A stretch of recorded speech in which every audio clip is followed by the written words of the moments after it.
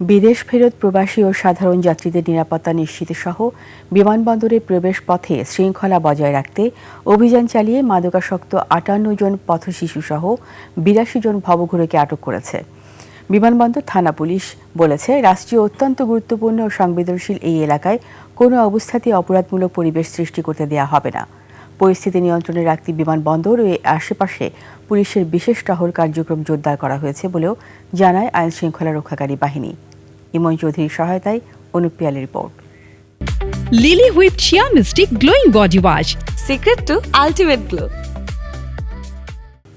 দীর্ঘদিন ধরে বিমানবন্দরের গোলচত্বর, বিআরটিএ এলাকা, বিমানবন্দর রেলওয়ে স্টেশন এলাকা, পুলিশ বক্সের আশপাশ, বিমানবন্দরের মূল প্রবেশপথ এবং ভিভিআইপি ও ভিআইপি রোড সহ সংলগ্ন বিভিন্ন গুরুত্বপূর্ণ পয়েন্টে ভবঘুরে ও মাদকাসক্তদের কারণে প্রবাসীরা নানা ধরনের হয়রানি ও ভোগান্তির শিকার হচ্ছিলেন বলে অভিযোগ ছিল।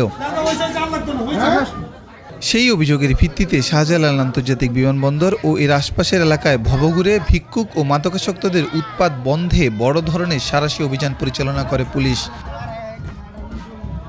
এই অভিযানে ৫৮ জন মাদকাসক্ত পথশিশু এবং বিভিন্ন অপরাধে জড়িত আরও ২৪ জন সহ মোট ৮২ জনকে আটক করা হয়।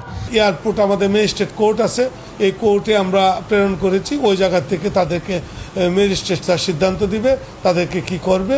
তাই আমরা আশা করব ওই যারা অপ্রাপ্ত বয়স্ক আছে ওরা সমাজ কল্যাণ মন্ত্রণালয় থেকে হয়তো সংশোধন কারাগারে যাবে। ওদেরকে একটা আইনে যেটা ম্যাজিস্ট্রেট স্যাররা প্রসিডিউর অনুযায়ী তাদের আইনের বিধি অনুযায়ী ওনারা ব্যবস্থা নেবেন। আইন শৃঙ্খলা রক্ষাকারী বাহিনী জানিয়েছে, রাষ্ট্রীয় অত্যন্ত গুরুত্বপূর্ণ এবং সংবেদনশীল এই এলাকায় কোনো অবস্থাতেই অপরাধমূলক পরিবেশ সৃষ্টি করতে দেওয়া হবে না।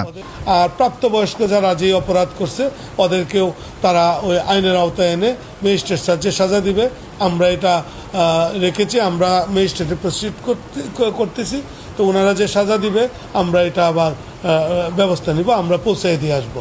বর্তমানে সার্বিক আইন শৃঙ্খলা পরিস্থিতি স্বাভাবিক রয়েছে বলে জানান আইন শৃঙ্খলা রক্ষাকারী বাহিনী। গত কয়েকদিন আগে আবার একটা অনুপ পিয়াল, ২১ টেলিভিশন, ঢাকা।